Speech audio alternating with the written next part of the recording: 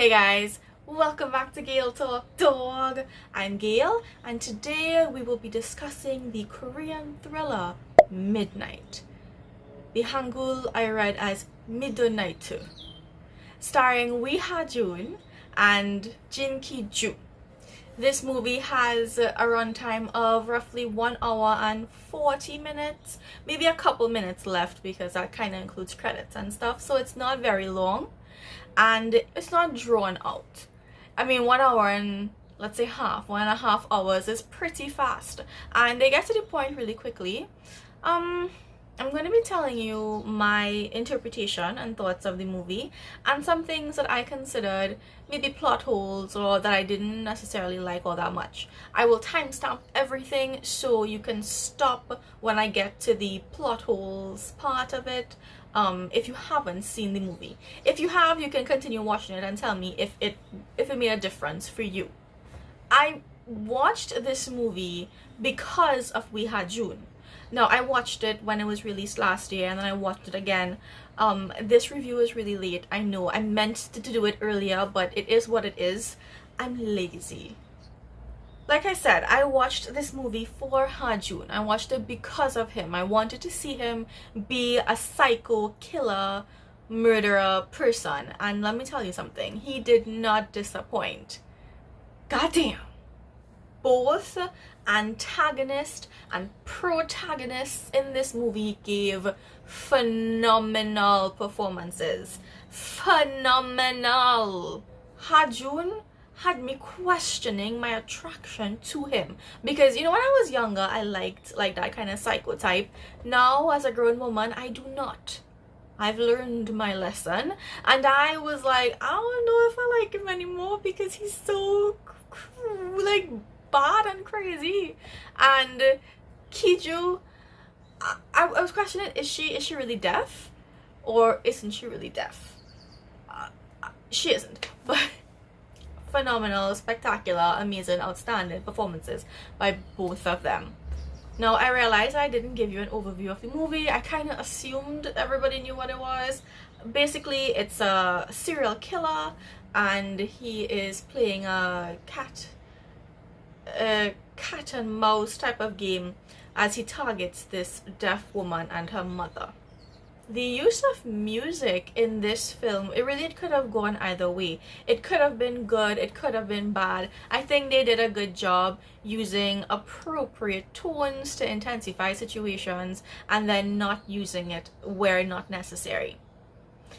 They kind of tried to build up some suspense and I guess thrill with it at certain times, but it was relevant to the scene, so they did a good job. And if you don't mind completely obvious plot holes, then you will love this movie. You will enjoy this movie to the fullest, and you will recommend this to everybody that you know. If you are somebody like myself, that if there are too many ridiculous things happening, you're like, oh, I can't deal with this. I did still enjoy it, but there were certain things that just frustrated me. I'm not sure if they did it like that to kind of get that feeling from the audience, but if their aim was to frustrate you, listen, they achieved it, because I was hella frustrated at certain points. But putting plot holes aside for a minute, at its core, this movie is a thriller that shows, I think it really emphasizes how differently abled persons in society, their struggles. Now, we are aware of their regular day struggles, but with respect to a situation like this, it's even worse. It's terrible. Now, if you've seen the American, it was English, the 2016 horror thriller film Hush, this is not, it's by no means a ripoff of that. Hush was a deaf woman who was isolated, all communications cut, and basically kind of terrorized by a person, right? This movie, we have a deaf woman, two deaf women. The main one though completely terrorized. Both of them terrorized. But I'm just talking about the main one right now. And she was in a crowded area. There were people there. She could have gotten away, but because she was deaf, people dismissed her. Nobody wanted to give her the time of day to just stop and try to understand her. Oh my god, it was just So I think this one is really I mean, if you really stop to look at a message in it, if you look for a message, you'll find one that makes you feel not so good about society. Our star, our protagonist is sassy and independent and smart and brave, and all of this is established at the very beginning of the movie. So you have an idea of who she is, you have an idea of her daily challenges and the types of things that she would have to deal with. And I think that she was the perfect match for our serial killer, because if she was timid and shy and not self-sufficient, then she would have died. Basically, if I was in her position, we would have no movie, because I wasn't doing all the things that she did. You know, like she is a survivor. She's also kind and compassionate and has a good heart, and because of that is why she became a target.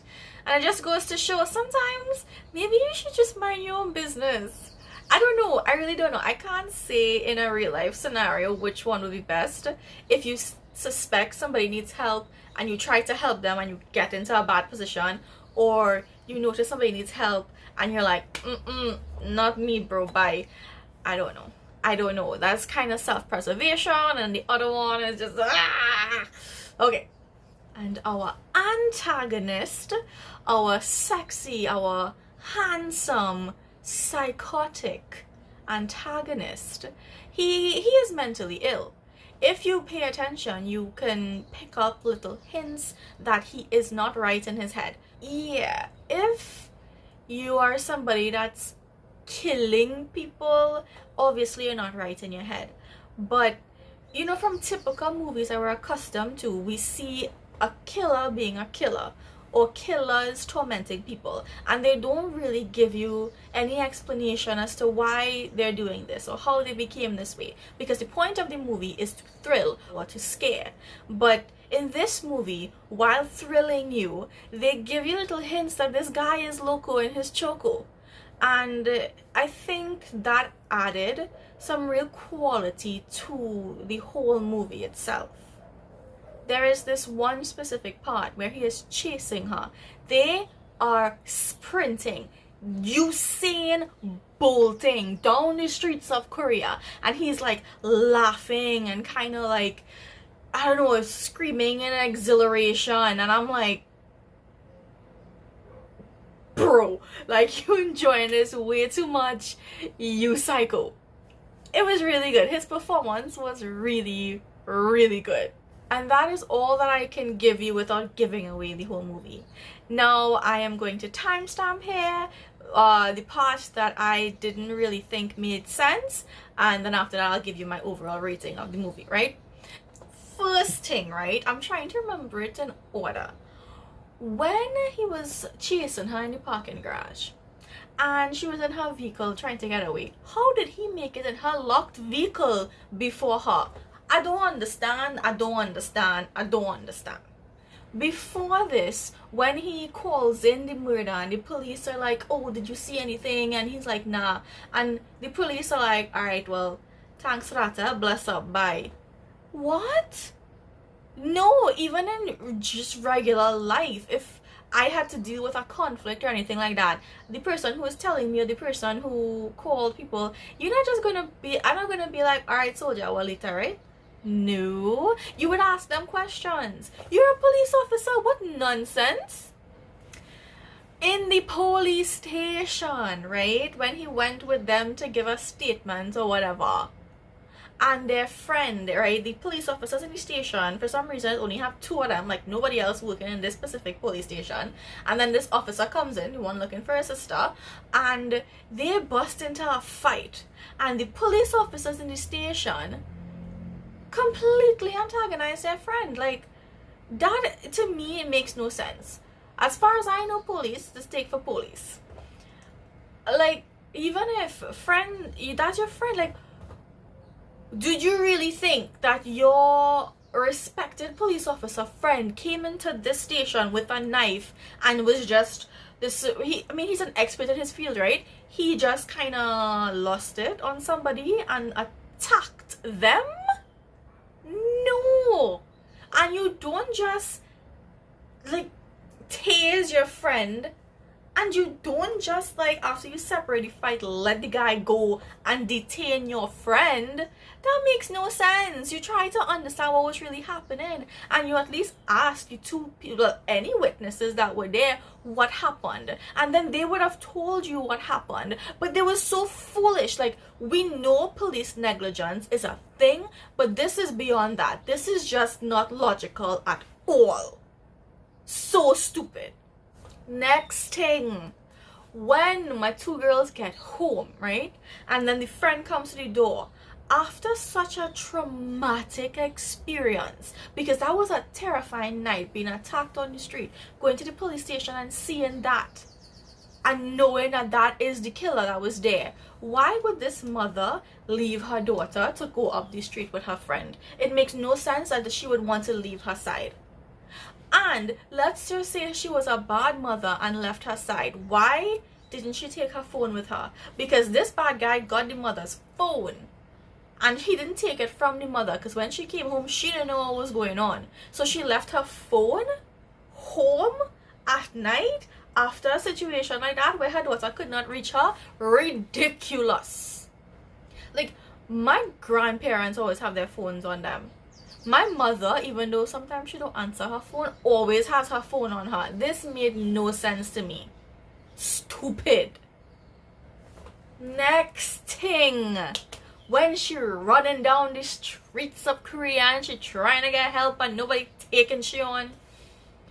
The military, I think it's military guys, right? Just based on the uniform. Okay. So you believe that this is this man's mentally ill sister. Alright, cool. Why'd you give him back the knife that she had? Why would you say, hey, here's your sister and here's the knife? So that is a weapon. It's not even like it was a special knife, like a family heirloom knife. No. And I was actually watching a show the other day where this man was trying to get a woman and told the police officer, no, that's my cousin. And you know what the police did? Ma'am, is this your cousin? Can I see some ID? Ma'am, do you know this man? He questioned it, which made sense. You don't just, okay, cool, bro, no problem. Yeah, she kind of crazy. All right, we'll take she and go home now. No. No, don't tell me that. And that's basically all of the things that frustrated me that I can remember, but they really frustrated me. They made an impact on me as to not making any sense at all. So overall, based on everything that I've just said, I give this movie 7 out of 10. And that is kind of high for me. I kind of wanted to give it like 6.5, but because it was so enjoyable, despite the little things that I didn't like, it was really enjoyable from start to end. The acting was absolutely amazing. So because of that, I'll give it 7. 7 out of 10, but you should watch it. You definitely should watch it. I think you will enjoy it either way. So I mean, let me know down in the comments below if you agree with me or if you disagree with anything that I said, especially my plot holes thing. I know I kind of got a little bit, you know how it is going, right? But you guys, if you enjoyed this video, please give it a thumbs up. Don't forget to subscribe, and I will see you guys in the next one. Bye!